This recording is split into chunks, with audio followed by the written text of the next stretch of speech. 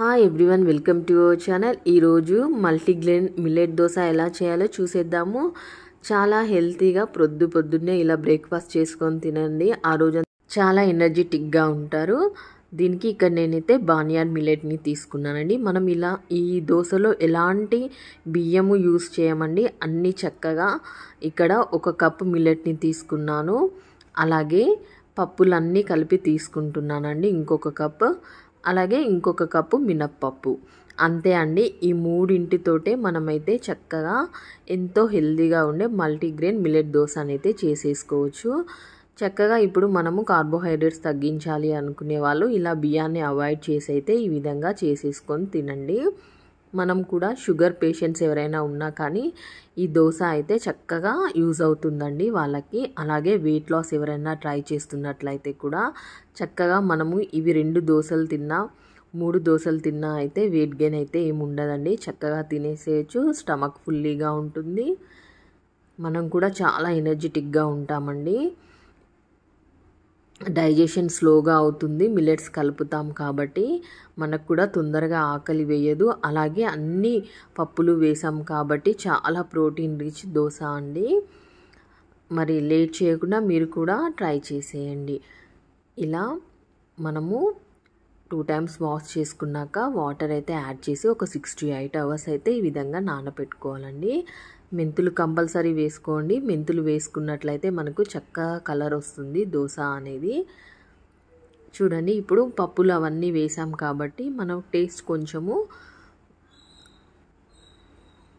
పప్పులుగా రాకుండా మనం ఏం చేద్దామంటే ఇందులో అల్లం ముక్కలు, పచ్చిమిర్చి, జీలకర్ర ఇవి యాడ్ చేసి చేసుకున్నట్లయితే దోశ అనేది సూపర్ టేస్టీగా ఉంటుందండి. సూపర్ అంటే సూపర్గా ఉంటుంది.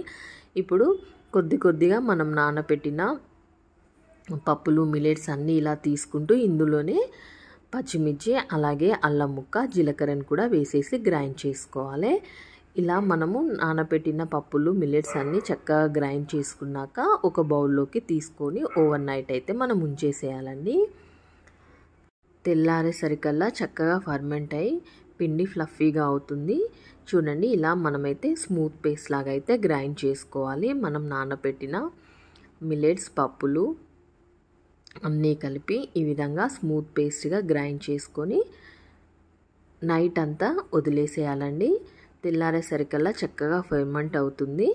అప్పుడు మనకు కావాల్సినంత పిండి ఇంకో బౌల్లోకి తీసేసుకొని దోశలు వేసేసుకొని తినేసేయడమే అండి. సూపర్ అంటే సూపర్గా ఉంటాయి. అసలు నార్మల్ దోశ లాగానే ఉంటుందండి మనకి టేస్ట్ అనేది. మిల్లెట్స్ వేయడం వల్ల టేస్ట్ అనేది ఏం చేంజ్ అవ్వకుండా చక్కగా నార్మల్ దోశ లాగానే ఉంటుంది. అలాగే మనం హెల్తీగా కూడా తినేసేయచ్చు. చూడండి ఎంత చక్కగా ఫర్మెంట్ అయిందో పిండి అనేది.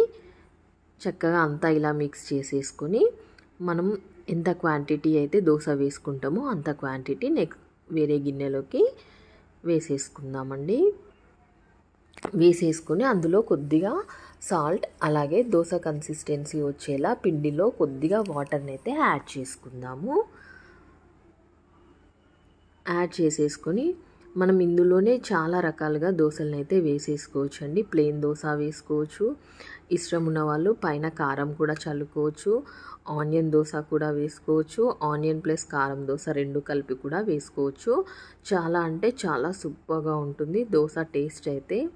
మళ్ళీ ఇలానే చేసుకుంటారు. మీరు ఒకసారి ఈ విధంగా ట్రై చేసి చూడండి. మీకు ఎలా వచ్చిందో తప్పకుండా నా కామెంట్ సెక్షన్లో షేర్ చేయండి.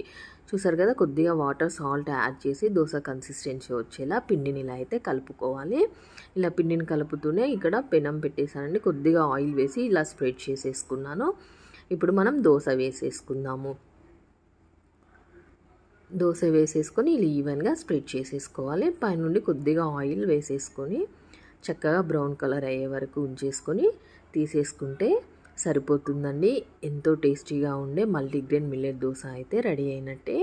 మనం ఈ దోశ కాంబినేషన్గా ఏ చట్నీ అయినా తీసుకోవచ్చు అండి. టమాటో చట్నీ కానీ, పల్లీ చట్నీ కానీ, కొబ్బరి చట్నీ కానీ, ఏ చట్నీ కాంబినేషన్తో అయినా అదిరిపోతుంది.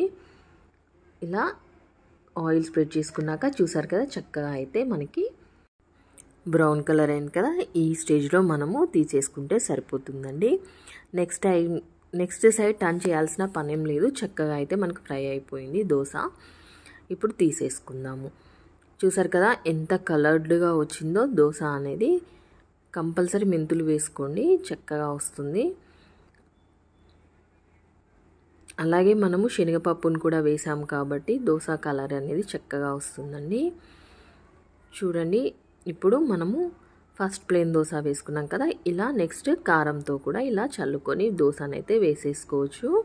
చిన్నపిల్లలకి ఎవరికైనా మనం ఇలా కొంచెం కారం స్పైసీనెస్తో స్ప్రెడ్ చేసి ఇస్తే వాళ్ళకి చట్నీ కూడా ఏం అవసరం లేకుండా చక్కగా తినేస్తారు.